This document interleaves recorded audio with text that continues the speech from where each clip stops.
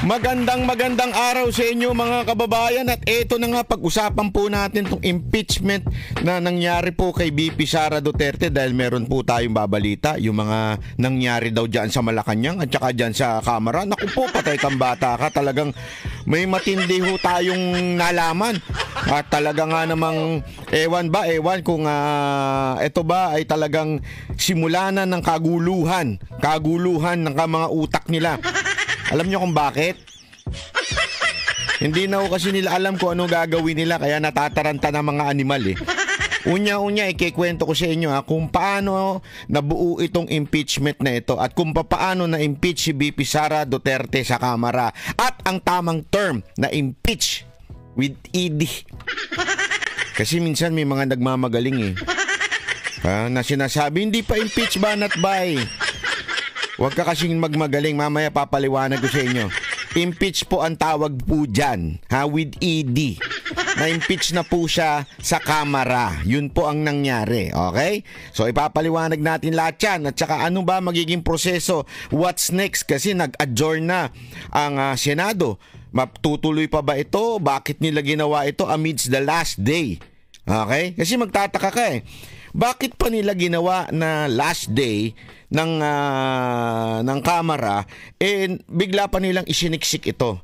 Unya, pag-usapan natin. Lahat yan, dadalihin natin. Lahat po yan, ipapaliwanag natin kung bakit po nangyari yan. Pero marami po sa atin medyo naguguluhan sa mga nangyayari.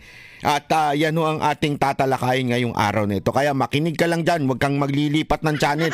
Huwag ganun ang ganun Hindi ba dyan ganun ang ganun Alam mo, ano yan, delicates yan. Baka magnanayang kamay mo sa kakaganon-ganon mo. Ayan, kaya abang lang kayo dyan kasi ikikwento natin, pag binitawan nyo ito, mawawala kayo sa kwentuhan, mawawala kayo sa paliwanagan. Okay? So simulan na ho natin. Ano ba nangyari ngayong araw na, kahapon ho. At ito ho yung nangyari. Okay? Simulan na ho natin. Pasok.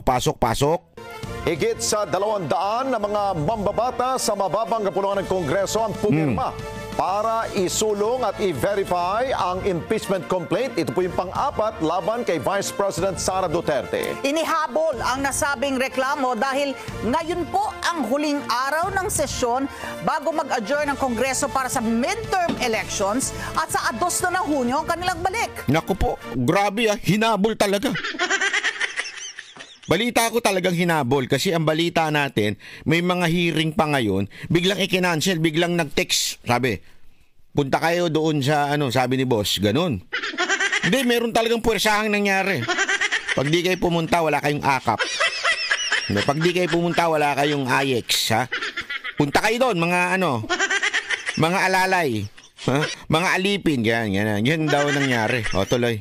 Mabilis naman itong naipadala ng mga kongresista sa Senado kung saan inaasahan nilang maaksyonan agad. Kunin natin ang kabuang nangyari. Ito? Mga aktibidad sa mababang kapulungan ng Kongreso mula sa ating mata sa Kamara. Live! Vic Sumintak. Vic!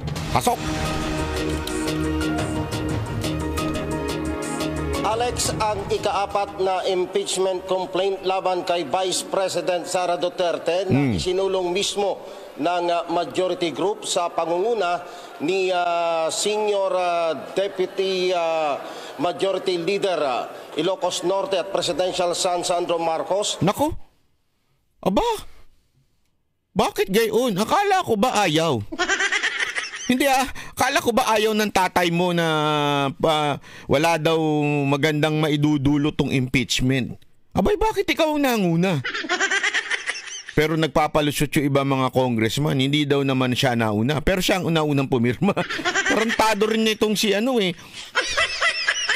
Wag na, baka mamaya sasabihin naman nila, ayoko nang minumura kami. O sige na, wag na tarantado. Namo, yun na lang. Kasi yun ang bagong term ngayon, hindi raw mura yun. Sabi ni Bishop Sabi ni Bishop Abante, hindi daw mura yun. Paano ba naging Bishop yung namo na yan? Hindi kasi nagpapalusot meron ako napanood, si Chua, kilala niyo si Chua, napanood ko sa TV5, sabi niya, hindi naman siya ang nanguna. Ang dami niyang palusot Maganon-ganon pa siya, kesyo, matagal na tayong pinag-uusapan. Namo, hindi mura yan, sabi ni Abante Namo, Chua. Magpapalusot ka pa. Unang-una nga siya nun sa sulat eh. Nakita ng mga media yun na unang sa sulat at pumirma. Tapos sasabi mo hindi una. Namo. Ang nagsulong nito kasama si Senior Deputy Speaker Aurelio Dong Gonzales. Nako. Na ito ang pinirmahan ng 215 mga kongresista na bumuo ng Article of Impeachment na agad namang ipinadala ngayong hapon sa Senado. A motion to direct the Secretary General to immediately endorse to the Senate the impeachment complaint, having been filed by more than 1/3 of the membership of the House, or a total of 215 members. Is there any objection? I object. The chair hears none. The motion is approved. The Secretary General is so directed. Matapos mabinbin ng mahigit isang buwan sa Office of the Secretary General, ang tatlong... Pinaspas nila, mantakin mo, ang tagal nilang pinahinga to. Ang tagal ho nilang ipinahinga ito. Nagsimula ito December 2 to be exact. Ang alam ko, correct me if I'm wrong. Pero alam ko, December 2 nagsimula ito.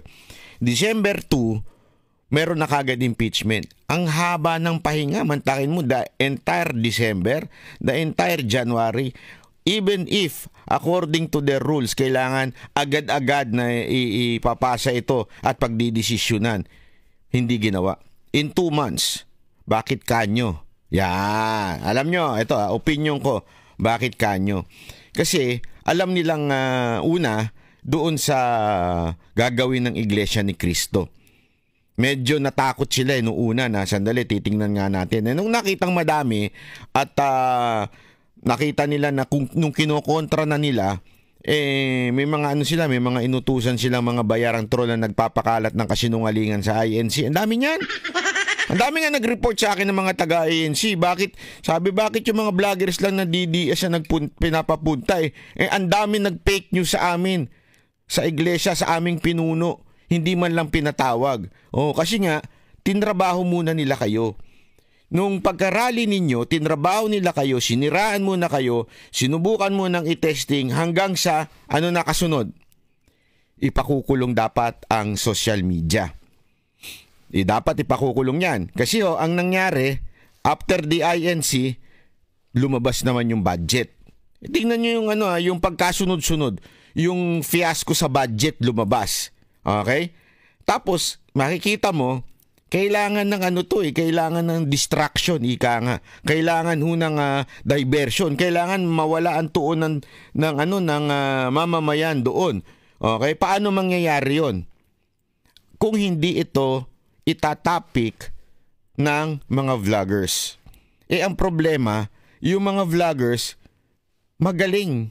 Kasi alam mo ito, walang biro ito. Pansinin ninyo. Ito lang, pansinin ninyo. Bakit ang mga loyalista ang tatangan ng mga vloggers nila? Hindi totoo, di ba? Hindi nyo ba napapansin? Pero pag Duterte supporter, mga Duterte vloggers, o masasabi mong nandito ang lining, ang tatalino, di ba? Ang ginawa nila, they tried na magpalusot. Sinabi, you are a liar. Tapos eventually, aaminin ngayon ni Bersamin na hindi namin ito kasalanan. Ibig sabihin may kasalanan. And eventually, umamin si Kimbo hanggang sinubukang salbahin ng mga ibang mga congressman.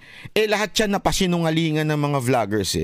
Lahat yan na-expose ng mga Duterte vloggers o masasabi nating mga anti-Romualdez vloggers na patunayan na tinatarantado nyo taong bayan.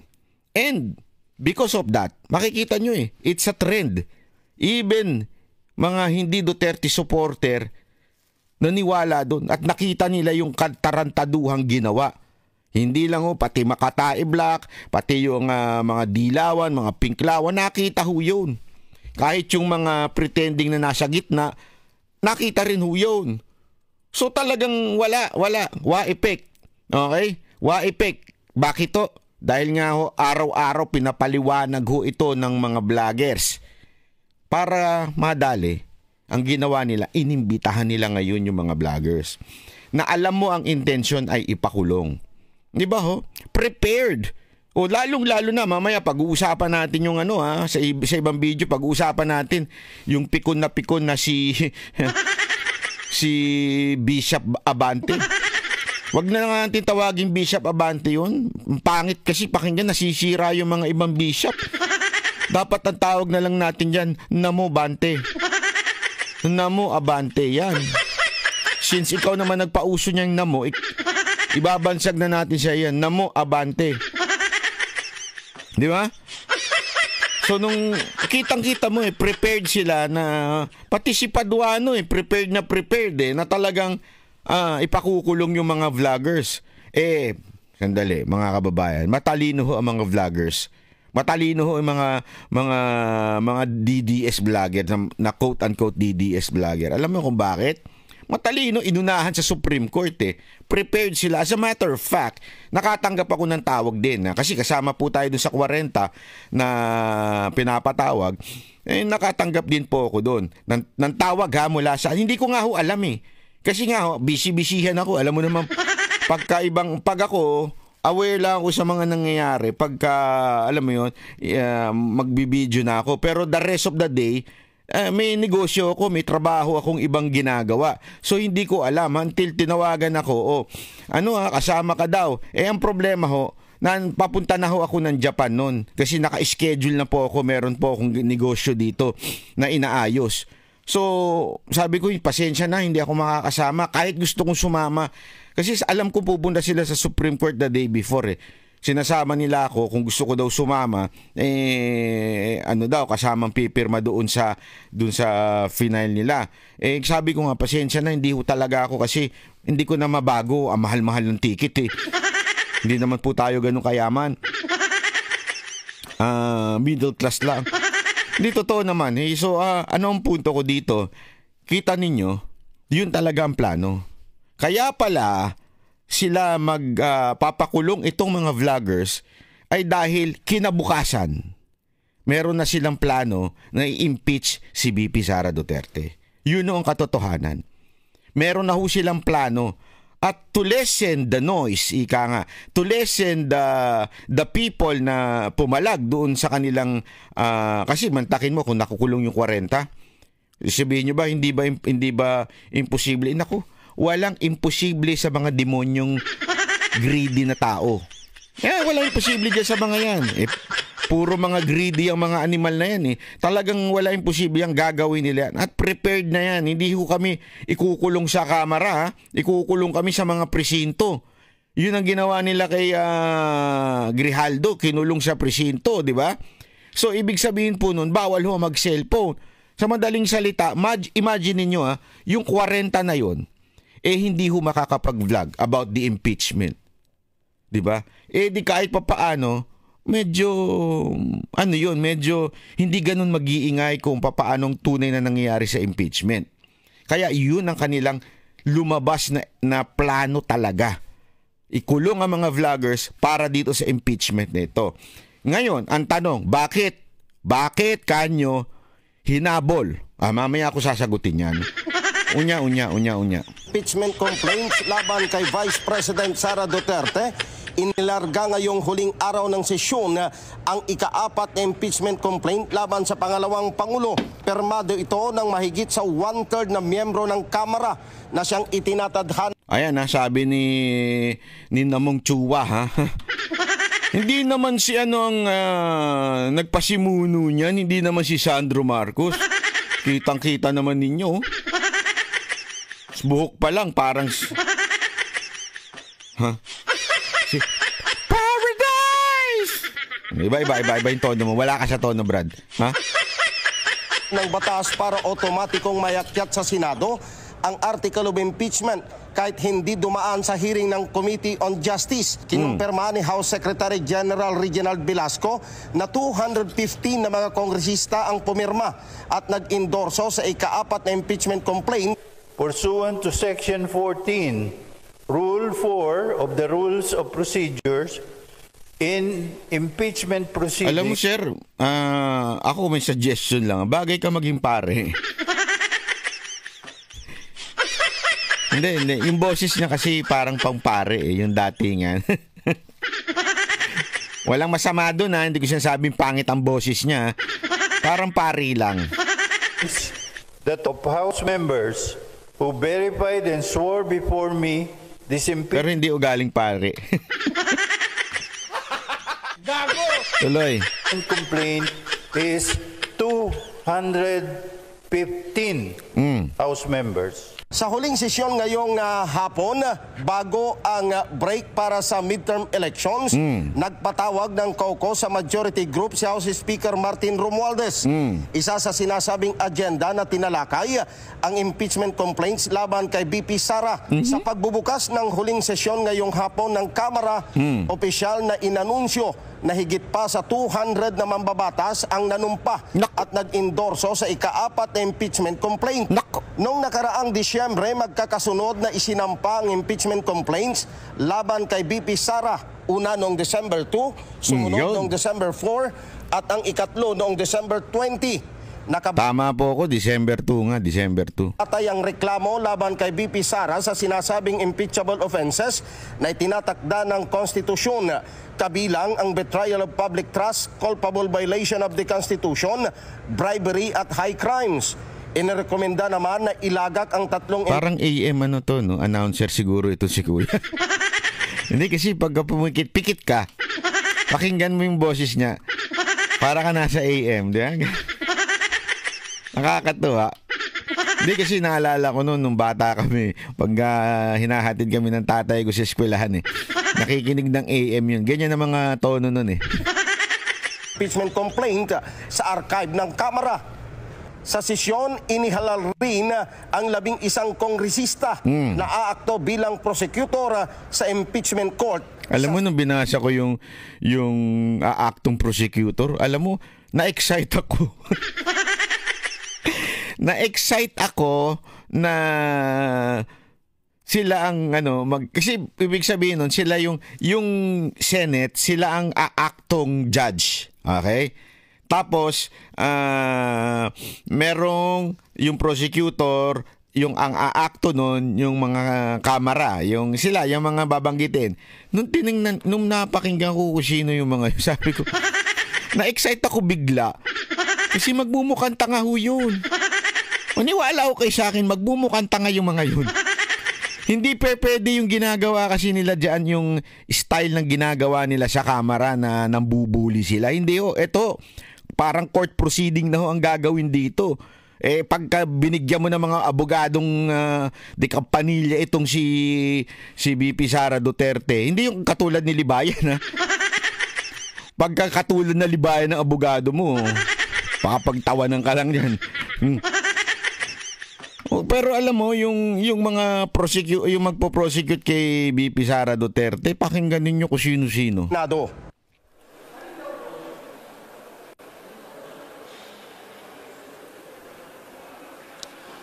Alex, ngayon ay... wala pala dito mamaya doon sa isang balita. Naghahanda na itong 11 congressman prosecutors yan. At nakatakda silang magpulong sa mga susunod na araw kahit na nakabreak na ang sesyon ng Kongreso. Maniwala ka magpupulong yan.